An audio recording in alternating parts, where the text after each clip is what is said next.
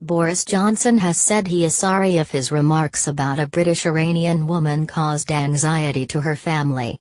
The Foreign Secretary had been criticized for saying Nazanin Zaghari-Ratcliffe, in prison in Iran, had been training journalists there. A charity said the remarks could worsen her sentence. She had been in Iran on holiday when she was arrested, it said. Mr. Johnson told MPs he was sorry if his words were so taken out of context as to cause any kind of anxiety. The UK government had no doubt she was on holiday when she was arrested in 2016, Mr. Johnson said. Mrs. Zaghari-Ratcliffe is serving a 5-year sentence for allegedly plotting to topple the government in Tehran, although the official charges have never been made public. She has worked for the Thomson Reuters Foundation and BBC Media Action, the corporation's international development charity, but has always said the 2016 visit was so her daughter could meet her grandparents. She was summoned to court on 4 November, where Mr. Johnson's comment was cited as new evidence as to what she was doing in Iran. Mr. Johnson had told the Commons Foreign Affairs Select Committee on 1 November, "When I look at what Nazanin Zaghari-Ratcliffe was doing, she was simply teaching people journalism as I understand it. Neither Nazanin Zaghari-Ratcliffe nor her family has been informed about what crime she has actually committed.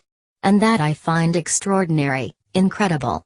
Monique Villa, chief executive of the Thomson Reuters Foundation, said she saw a direct correlation between Mr. Johnson's remarks and Mrs. Zaghari-Ratcliffe's treatment in Iran.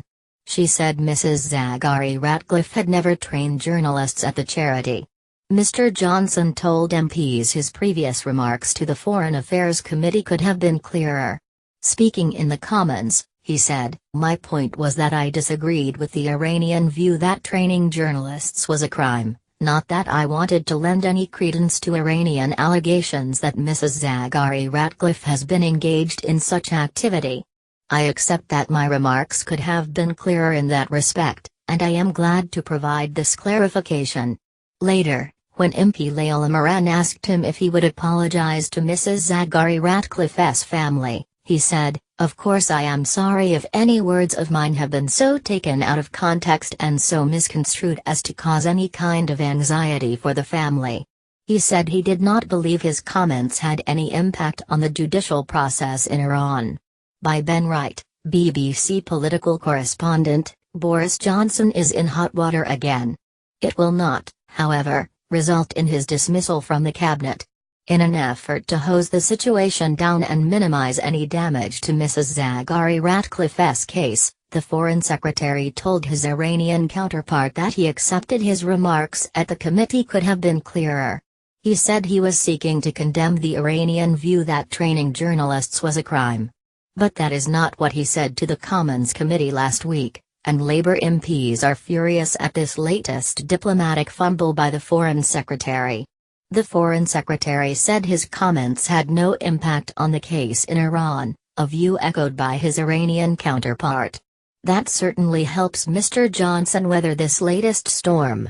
But more fundamentally, Theresa May does not have the political strength to dismiss one of the cabinet's big Brexit-supporting beasts. Mr. Johnson had earlier called the Iranian Foreign Minister, Javad Zarif, to say his remarks provided no justifiable basis for further legal action and that he intended to visit Iran before the end of the year to discuss the case. He explained his comments had meant to make the point that he condemned the Iranian view that training journalists was a crime, not that Mrs. Zaghari-Ratcliffe had been doing that. Mr. Zarif told the Foreign Secretary the developments in the case over the weekend were unrelated to Mr. Johnson's remarks, a Foreign Office statement added. The Iranian Judiciary's High Council for Human Rights said Mr. Johnson's comments shed new light on the charity worker and proved Mrs. Zaghari-Ratcliffe had visited the country for anything but a holiday. Mrs. Zaghari-Ratcliffe denies all the allegations against her, but lost her final appeal in April. She has since faced 2 more charges relating to an accusation of plotting to topple the government in Tehran. Mrs. Zaghari-Ratcliffe had been eligible for parole under the early release scheme from 23 November. Her husband Richard Ratcliffe told the Press Association that she could now face a fresh trial before that date to block her chance of freedom.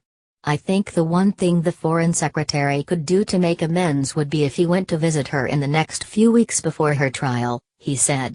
By Rana Rahimpur, BBC Persian Service, President Rouhani says Iran's judiciary is entirely independent of his government. Indeed, a number of members of his inner circle have family members in jail, with seemingly little they can do about it. The judges are actually far more closely linked with the powerful Revolutionary Guards, who not only share many of their geopolitical objectives, but often have close personal and family links. Can President Rouhani exert any meaningful pressure on the judiciary? Possibly yes.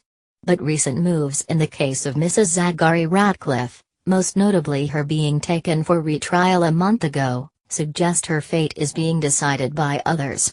Just as she had applied for an early release, new charges were found, including accusations she was helping to overthrow the government. This leads to the suspicion that the Revolutionary Guards is using her as a pawn in some wider game. Exactly what their end goal may be is anyone's guess, but Mrs. Zaghari-Ratcliffe is caught in the middle and paying a heavy price.